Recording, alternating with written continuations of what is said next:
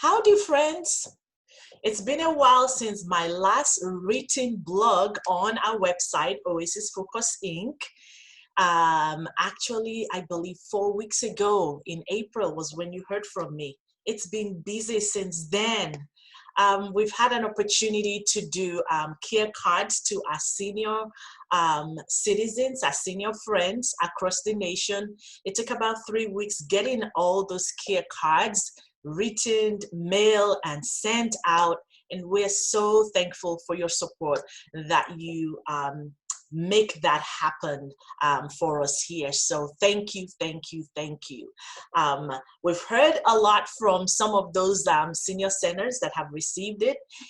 They're grateful, they're happy that someone is thinking about them and praying for them. So thank you for that. I trust you taking good care of yourself, your spirit, your soul, your body, because it requires all that during this pandemic to make sure that the life of God is flowing out of you. What the Lord has been impressing upon my heart is titled, "The Lord Has Done This." Not the pandemic, so hold on here to really hear the heart of the message. This is from John chapter 9, and many of us know that story very well.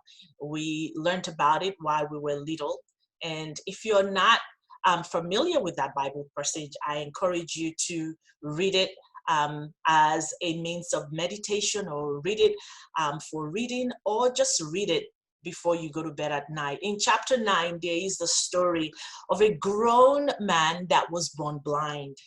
And he came in contact with Jesus Christ, and Jesus performed a miracle in his life. This grown man had been known going around blind, of course, needing everyone's help wherever he went. He was well known that he was blind. Before Jesus did this miracle on this man, his disciples, Jesus' disciples, asked Jesus, "Who sinned? Is it this man that sinned or his parents?" Because remember, they're just like us, the human mindset of how we see things, and they quickly made that conclusion. And Jesus said, no, no, no, no, no, don't make that conclusion. Neither the man sinned, neither his parents, but this happened so that the work of God could be displayed in this man's life. Well, then Jesus went ahead and did the unthinkable. He spat on the ground. He took the mud, put his spit on it, and rubbed it in the man's eyes. Takes me back to my days in the classroom doing science experiments with my students from elementary all the way to high school biology. They would have said, "Eee, that's nasty." But Jesus did that. He spat on the ground and put some saliva to mix it, and he put it on the man's eyes, and he gave him instruction. He said, "Go wash in the pool of Siloam."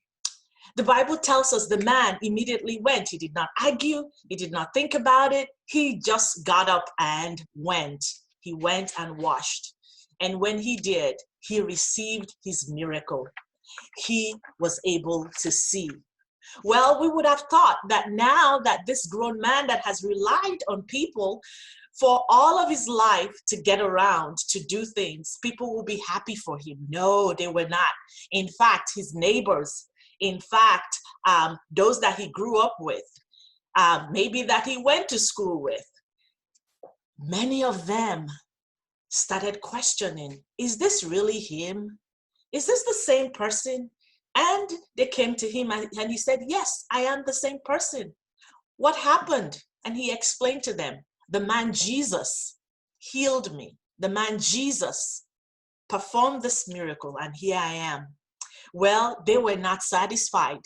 From his neighbors, his past co-workers, those that knew him, they now brought this man to the Pharisees. And the Pharisees were well versed in the law, in the things of God.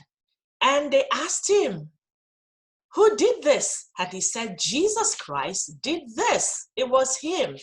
I give him all the praise, all the glory." And the Pharisees asked him, "Father, tell the truth. This man is a sinner. This man does not follow God's rule. He's doing this on a Sabbath. They looked for every way possible to discredit the miracle of God, the power of God in this man's life. In fact, the Bible tells us further, the Pharisees went ahead and investigated this man's healing. They went back and forth, back and forth. And I love what verse 25 says. It says it so well. After they have questioned him, after they have gone back and forth, did everything they could to discredit the miracle of God in his life, the man said in verse 25, whether he is a sinner or not, I don't know. One thing I do know, I was blind, but now I see. Wow. Let's join all this together. During this pandemic, we have gotten a lot of requests from many people from all over the world asking God for only what he can do. In this man's life, it was only God that could do this in his life. It's called a miracle, something that only God can do. But the funny thing was, after he experienced the miracle, a lot of people in his life wanted to discredit the work of God in his life. No one knew like this blind, grown man, all the anguish that he had gone through, all the challenges and difficulties of life that he had to endure and persevere. Only he knew that. Is that not the same with us after Jesus does the miraculous in our lives? Whether it's saving a soul from eternal separation or whether it's healing in our souls. I am a recipient of the healing power of God from trauma that I carried from childhood.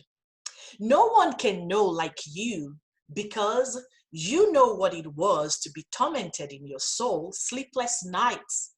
And then when Jesus touched you, no one knows like you the joy, the peace that you're experiencing, and the flow of the abundant life that God has given you. Just like this man, this pandemic could have magnified or brought in those voices and say, no, Jesus has not given you peace. He's not giving you joy. But remember, my dear friends, Jesus, the same Jesus that did it for you, is still well and alive today. And what he's done for you is everlasting. Yes, only you can testify of the blessings of God deep down within your soul. Only you can testify of his healing touch because no one can fake healing. This blind man definitely could not fake healing. Just the same way you cannot fake healing, whether it's the healing of your soul from trauma, from wounds. The Lord has done it in your life, and he wants you, just like that blind man, to give him all the praise and all the glory. Do not let anything, not even this pandemic, discredit the work of God in your life. He deserves to get all the glory, all the praise, and all the honor. In fact, Psalm 118:23 says it so well. The Lord has done this, and it is marvelous in our eyes. That is what you get to walk through. I know this is a difficult time, but God is now using you to give others hope during this time, to find their healing. Many that has kept all the trauma through these years, God is allowing a reset. He did not cause this pandemic, but he's allowed it. And here we are. It's a great time to experience the healing touch of God so that post-pandemic, you walk into all what God has already destined for you. In fact, the psalmist says it well in Psalm 23, that surely goodness and mercy shall follow you all the days of your life. So do not allow this pandemic to discredit the work of God in your life or in your family or in your house, whatever it is, or in your business. Do not allow it. It's said when you look at histories of pandemic that it alters things. Well, we know that what our God does is everlasting. It's forever and ever. In fact, there is a gospel song written by Richard Smallwood. And that song says it so well. It says, you don't know, like I know, what the Lord has done for me. I'm going to try to put the link within this video blog so you can enjoy it as well. But I want to encourage you, give God the honor and praise for what he's done in your life. Do not allow the noise of the pandemic to drown out the goodness and the work of God in your life. It does not mean that, yes, we know every single thing that is going on, but just like this man that experienced the healing power of God and people around him in his life were trying to get him to discredit the work that his God did. Well, it's the encouragement I send to you today. Do not allow this pandemic or anyone to discredit the work of God in your life. Great things ahead, dear friends. I know most states are opening up. Here in Texas, we're opening up, actually opened up, and things are starting to get in gear. We continue to pray and pray for what only God can do. That's why we pray and ask for a miracle. Miracle in the lives of those that have been affected. Miracles in terms of our economy. Miracles in terms of divine wisdom for all of our leaders. We trust and we know that God alone is the one that does miracle. That's it, dear friends. So until next time, whether it's through the written blog or a video blog again, I will see you. Love and blessings sent from my heart to you today. Love you. Bye-bye.